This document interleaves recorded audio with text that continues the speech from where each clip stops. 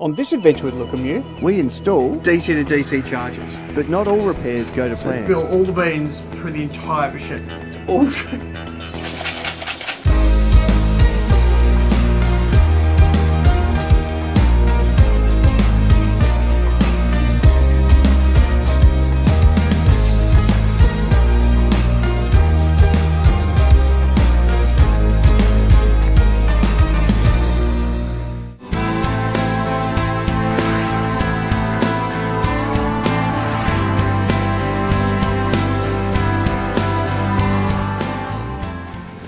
Now, I know it would probably seem as though all we do on the boat is fix things or upgrade things. That's probably because all we seem to be doing is fixing or upgrading things.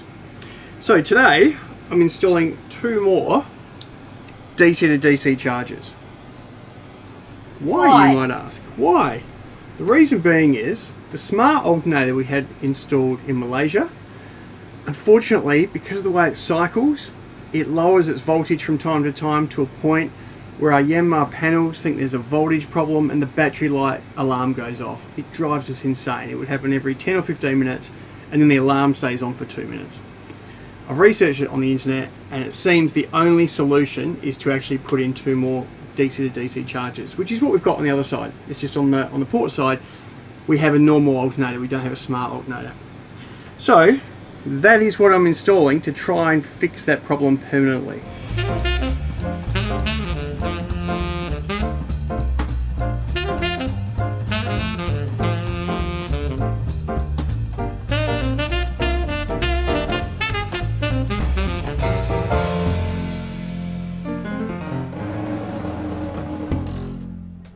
Well, we've got the DC to DC chargers installed.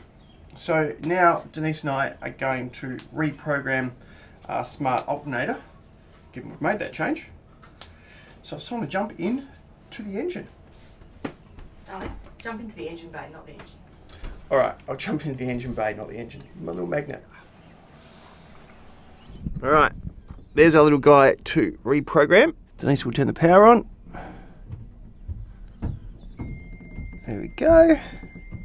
I'm reading out the instructions. Lucky me. What could possibly go wrong? What's the first thing? 3 dashes. Press and hold the 3 dashes and release at APS. And then what should come up after that? Release at APS. I don't think it's APS, I think it's AP5. Oh, it could be a 5. Yeah, could be 5. Yeah, it's 5. Sorry, darling. I've just made it bigger. Yep, release at AP5. Yep.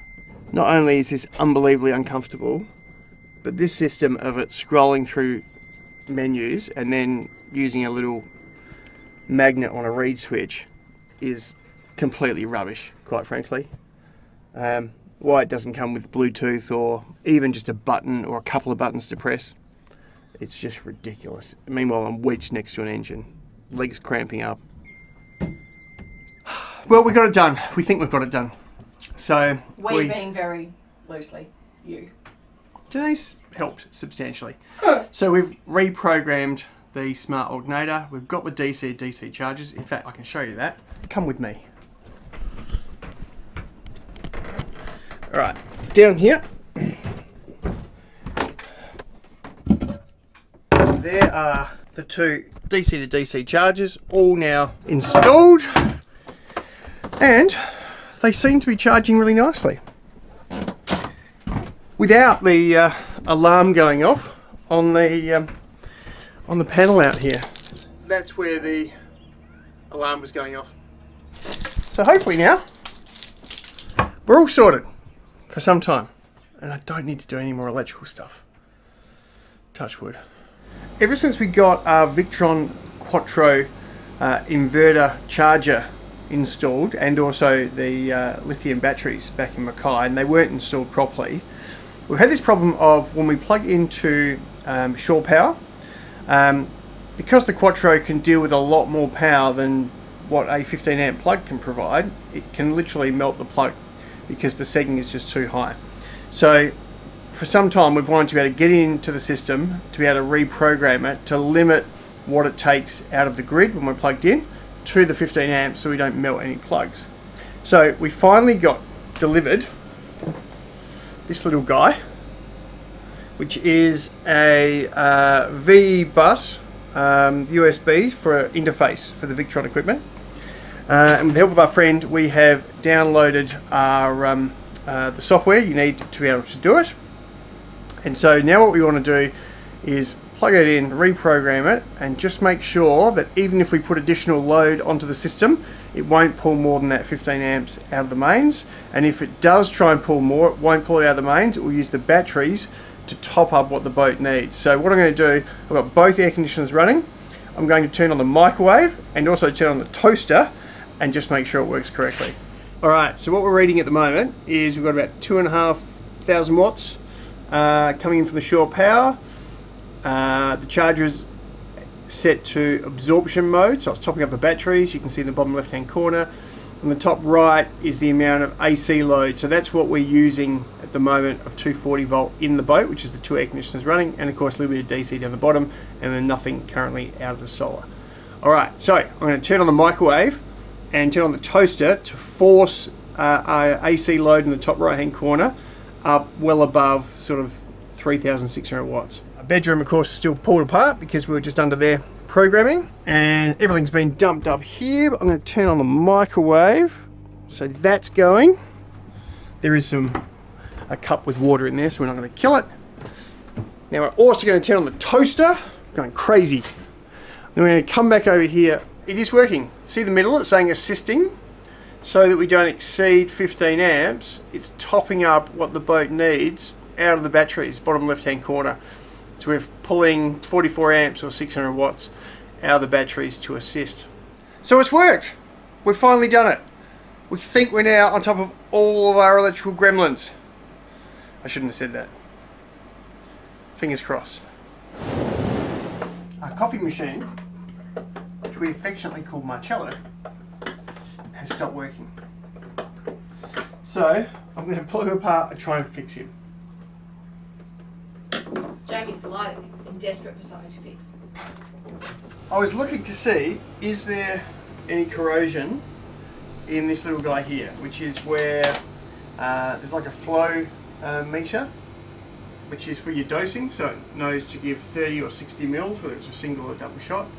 And if there's corrosion, you clean that and that should fix it. However, there's no corrosion. So I think the little flow meter is actually knackered, which means it won't automatically dose. You can still use it manually, but it's not gonna work as it should. But luckily. But we actually have a spare of these. So we'll have to pull out a newer version. So that's our little flow meter just there. Water comes in at the bottom, it works out how much has gone through for the right dosage. And that is what's meant to be, or could be corroded, but in having a close look at it, it's actually fine. And there's no corrosion on here whatsoever. I think I might have surreptitiously fixed it. I say that because there wasn't the corrosion I was expecting there. However, I put it back together, it now seems to be dosing correctly. So I'm going to try and make a coffee. Do we get about 60 ml coffee in here? Well, that wasn't 60 ml, but it was certainly less. So I'm going to try and play around with the settings and see how I go. In the process of putting it back together without screwing it back together, I just wanted to test to make sure it was working.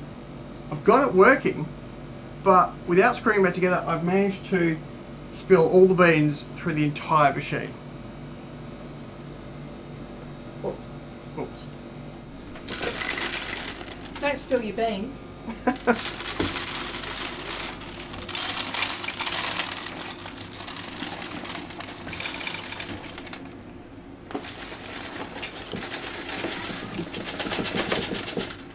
It's all true.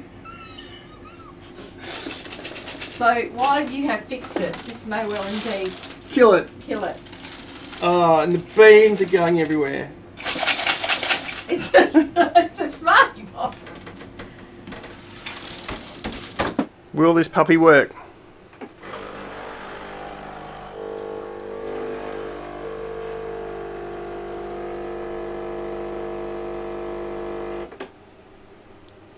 That actually looks like a correct coffee. That looks like it's got a reasonable crema.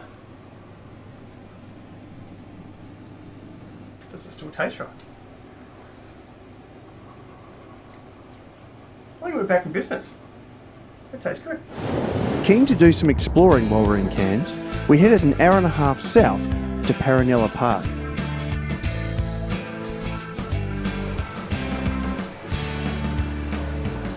Paronella Park was the dream of Jose Paronella, who wanted to build a castle along the banks of the Mena Creek.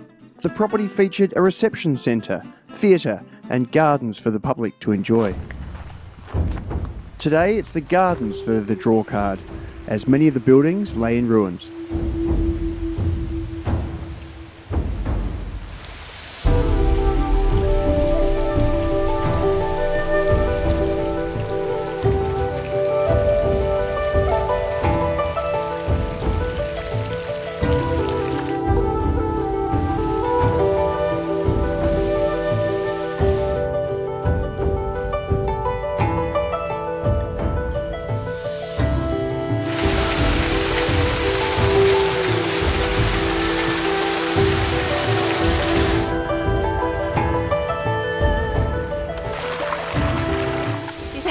Can you see them?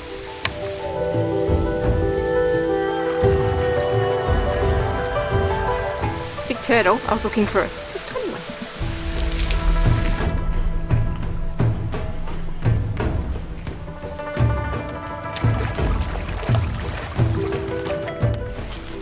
Brings out the child in you, but it is fun.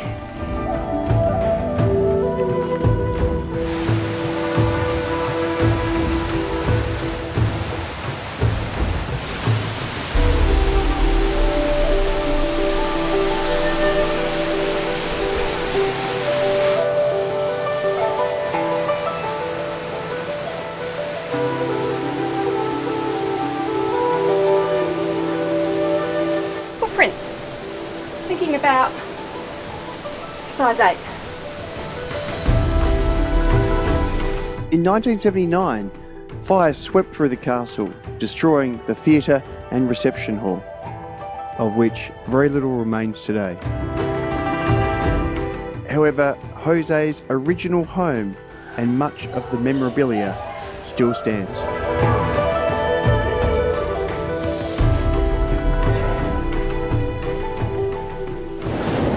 We need to put our depth sounder back in, which means pulling the plug out and with as little water as possible entering the boat, then shoving the sender back down in, which we've done before.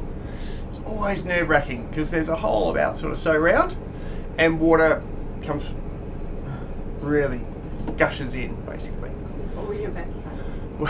Pissing in. More than that. Originally we took the depth sounder out because our temperature gauge was showing, that is our water temperature gauge, was showing ridiculously high temperature.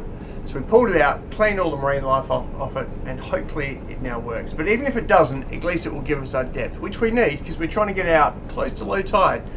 And we can almost hit the bottom going out of this little inlet. So I've got to do this.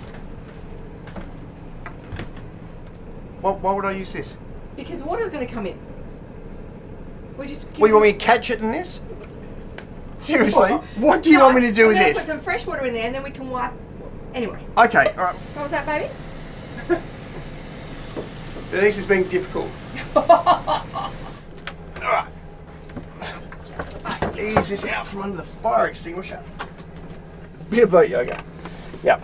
There's our blanking plug. Hat. You can take your hat off. Here's our actual depth sounder. And it needs to go in a particular way. So there's even a little mark on here as to which way it needs to go in. So I need to pull that sucker out and put this guy back in with the least amount of water possible. It always freaks me out.